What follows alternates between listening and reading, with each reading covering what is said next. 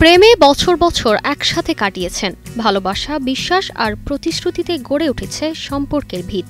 হঠাৎ একদিন দেখলেন আপনার সঙ্গী আপনাকে ধোঁকা দিচ্ছেন, কোনো অজানা কারণ ছাড়াই সম্পর্কের ইতি, হৃদয়ে বাজে ছুরির ঘা।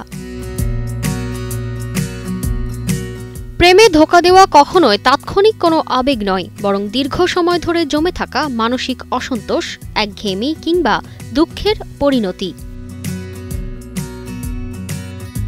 বিশেষজ্ঞরা বলছেন, একজন যখন ধোঁকার ছক তৈরি করেন, সেটা হতে পারে দীর্ঘদিনের ক্লান্তি কিংবা সম্পর্কের একঘেয়েমি।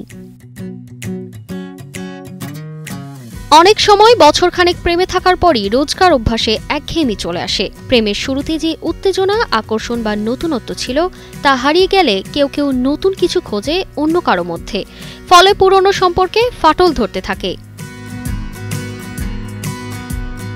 কেউ কেউ আগের কোনো প্রেমে প্রতারিত হলে সেটার মানসিক ক্ষত ভুলতে পারেন না। মনের গভীরে জমে থাকা সেই কষ্ট পরবর্তী সম্পর্কে গিয়েও প্রকাশ পায়। যারা প্রেমে থেকেও মানসিকভাবে সুখী নন, তারা অনেক সময় শান্তি বা আনন্দ খোঁজেন নতুন সম্পর্কে। পুরনো সম্পর্ককে কাটছাঁট না করে তারা গোপনে আরেকটি সম্পর্কে জড়িয়ে পড়েন, যেখান থেকে শুরু হয় ধোঁকার গল্প। অনেকেই প্রেম থেকে বের হওয়ার জন্য ইচ্ছাকৃতভাবে ধোঁকাকে বেছে নেন, অর্থাৎ কাউকে সরাসরি না বলতে না পারলেও প্রতারণার মাধ্যমে সম্পর্ক থেকে সরে যাওয়ার পথ খোঁজেন।